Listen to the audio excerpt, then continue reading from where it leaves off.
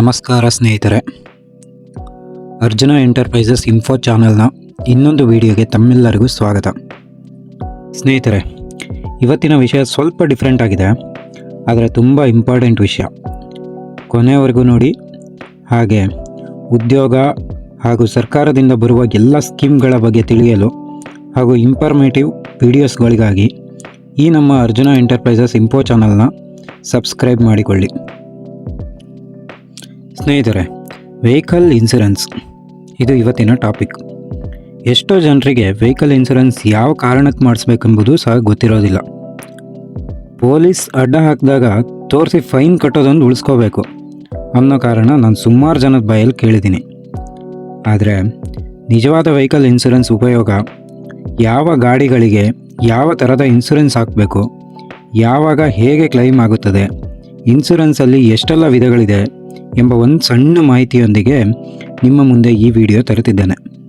Insurance ಬಗ್ಗೆ ಪೂರ್ಣ ಮಾಹಿತಿಗಾಗಿ ಸ್ಕಿಪ್ ಮಾಡದೆ ಕೊನೆವರೆಗೂ ನೋಡಿ. ಮೊದಲಿಗೆ ವೆಹಿಕಲ್ ಇನ್ಸೂರೆನ್ಸ್ ಅಂದರೆ ಏನು ಅಂತ ನೀವು ಅಂದ್ಕೊಂಡ್ರೆ, ನಿಮ್ಮ ಹತ್ರ ಒಂದು ಬೈಕೋ ಕಾರೋ ಅಥವಾ ಯೆಲ್ಲೋ ಬೋರ್ಡ್ ವೆಹಿಕಲ್ ಇದ್ದರೆ ಆ ವಾಹನಗಳಿಂದ ಆಗೋ ಅಪಘಾತ ಅಥವಾ ಬೆಂಕಿ ಅವಘಡ, ಪ್ರಕೃತಿ ವಿಕೋಪಗಳಿಂದ ಆಗುವ ಆರ್ಥಿಕ ನಷ್ಟವನ್ನು ವಿಮಾ ಕಂಪನಿಯು ಭರಿಸುವ ವ್ಯವಸ್ಥೆ ಇದಾಗಿದೆ. ಹಾಗಾದರೆ ಮಾಡಿಸೋ ಎಲ್ಲ ಇನ್ಸೂರೆನ್ಸಿಂದನೂ ಗಾಡಿಗೆ ನಮಗೆ ಕ್ಲೈಮ್ ಬರುತ್ತಾ ಅಂತ ಕೇಳಿದರೆ ಇಲ್ಲ. ಯಾಕೆಂದರೆ ಇನ್ಸೂರೆನ್ಸಲ್ಲಿ 3 ವಿಧಗಳಿವೆ. ಅದರಲ್ಲಿ ಮೊದಲನೆಯದು ಥರ್ಡ್ ಪಾರ್ಟಿ ಇನ್ಸೂರೆನ್ಸ್.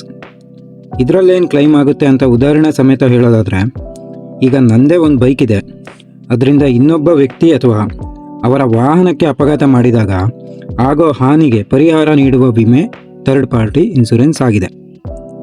ಹಾಗೆ ಒಂದು ವೇಳೆ ನಮ್ಮ ವಾಹನದಿಂದ ದಾರಿಯಲ್ಲಿ ಹೋಗುತ್ತಿರುವ ವ್ಯಕ್ತಿಗೆ ಅಪಘಾತ ಆಗಿ ಆ ವ್ಯಕ್ತಿಗೆ ಸಿವಿಯರ್ ಇಂಜುರಿ ಅಥವಾ ಆ ವ್ಯಕ್ತಿಗೆ ಅಪ್ಪಿತಪ್ಪಿ ಏನಾದರೂ ದೊಡ್ಡದಾಗಿ ಪ್ರಾಬ್ಲಮ್ ಆದರೆ ಲಕ್ಷಾಂತರ ರು ನೀವು ಕೈಯಿಂದ ಕೊಡಬೇಕಾಗಿರೋ ಪರಿಸ್ಥಿತಿ ಬರಬಹುದು.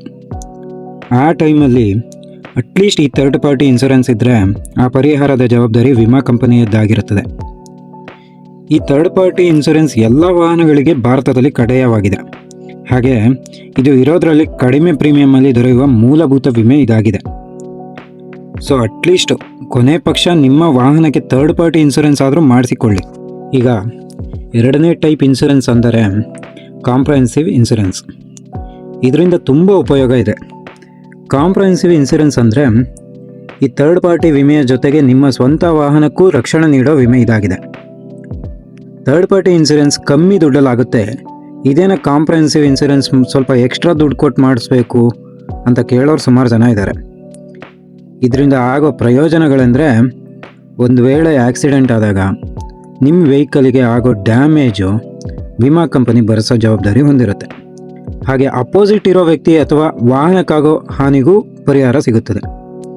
ಒಂದು ವೇಳೆ ವೆಹಿಕಲ್ಲು ಬೆಂಕಿ, ಪ್ರವಾಹ, ಭೂಕಂಪ ಹೀಗೆ ಪ್ರಕೃತಿ ವಿಕೋಪದಿಂದ ಆಗೋ ನಷ್ಟಕ್ಕೂ ಪರಿಹಾರ ನೀಡುತ್ತದೆ.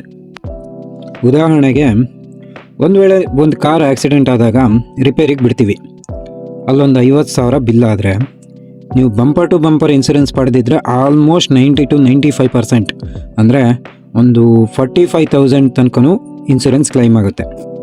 ಅದೇ ನಾರ್ಮಲ್ ಕಾಂಪ್ರಹೆನ್ಸಿವ್ ಇದ್ದರೂ ಒಂದು 40 to 60 ಕ್ಲೈಮ್ ಆಗುತ್ತೆ.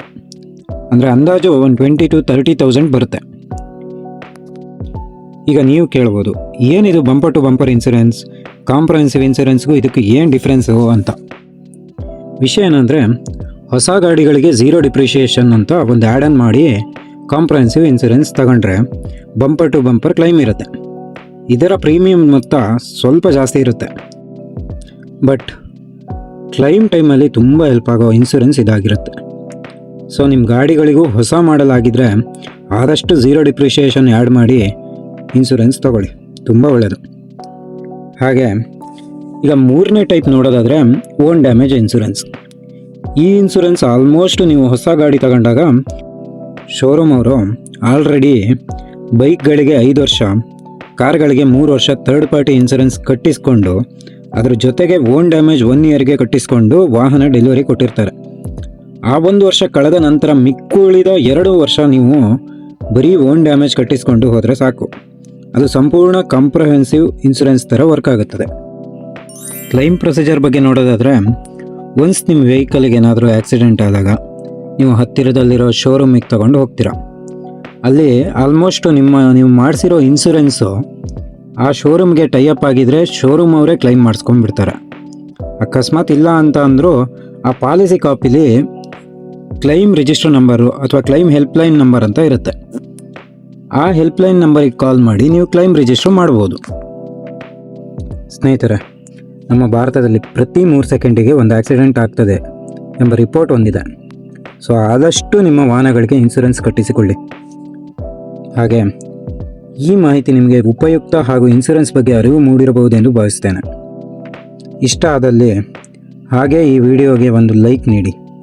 ಇದೇ ಥರದ ಇನ್ಫಾರ್ಮೇಟಿವ್ ಹಾಗೂ ಸರ್ಕಾರಿ ಸೇವೆಗಳ ಬಗ್ಗೆ ಬರುವ ಇನ್ಫಾರ್ಮೇಟಿವ್ ವಿಡಿಯೋಗಳಿಗೋಸ್ಕರ ನಮ್ಮ ಈ ಅರ್ಜುನ ಎಂಟರ್ಪ್ರೈಸಸ್ ಇನ್ಫೋ ಚಾನಲ್ನ ಸಬ್ಸ್ಕ್ರೈಬ್ ಆಗಿ ಬೆಲ್ ಐಕಾನ್ ಪ್ರೆಸ್ ಮಾಡಿ ಸಪೋರ್ಟ್ ಮಾಡಿ.